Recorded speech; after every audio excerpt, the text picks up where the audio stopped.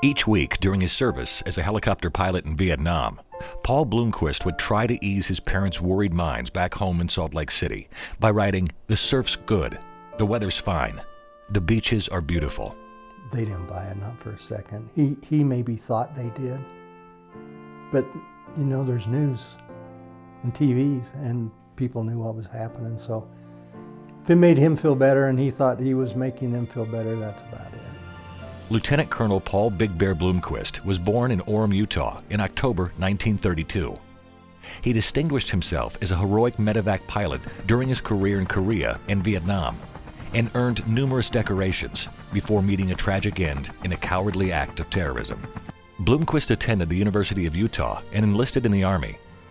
He had always dreamed of a career as an Army aviator, so when given the chance to attend the helicopter officer's course, Bloomquist jumped at the chance.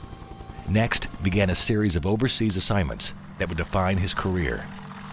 His first assignment abroad was with the 54th Medical Detachment in South Korea, where he flew helicopter ambulance missions in the volatile demilitarized zone that separated North and South Korea. Bloomquist was promoted to captain in 1960 after completing more training in the States. He soon returned to Korea for a second tour of duty in 1962. There he developed a reputation as a fearless pilot and born leader. I don't think he was afraid of any person or anything, except maybe my dad and mom. Other than that, he just didn't care. In February 1964, Captain Bloomquist joined the 1st Aeromedical Evacuation Unit in Vietnam, the 57th Medical Detachment, also known as Dust-Off, in reference to their radio call sign. The name Dust-Off became synonymous with life-saving aeromedical evacuation and took on added meaning with the application of the Dust-Off Association's motto, "Dedicated, unhesitating service to our fighting forces." He said there was a job to be done and I could do it better than anybody. And if I get shot down, then so be it. A lot of guys get shot down. But there was hundreds of guys getting shot on the ground that I could save their lives. In Vietnam, Captain Bloomquist had one of the most challenging and dangerous assignments of the war. Flying above battlefields in search of wounded Americans, Bloomquist distinguished himself as one of the Army's finest military officers and premier pilots. During 21 months of daily combat flying, he was cited for heroism several times. Among his many decorations were 3 Purple Hearts, 4 Distinguished Flying Crosses, 26 Air Medals, and 3 Vietnamese Crosses of Gallantry, given for heroism in battle. For Paul Bloomquist, the mission came first. He served as a role model for many of the younger pilots in his unit and was well liked by all. Because of his legendary exploits and heroism, Captain Bloomquist became somewhat famous. Because of this, Time magazine sent a reporter to Vietnam to spend 2 weeks with him in 1965. The resulting article only served to increase his fame.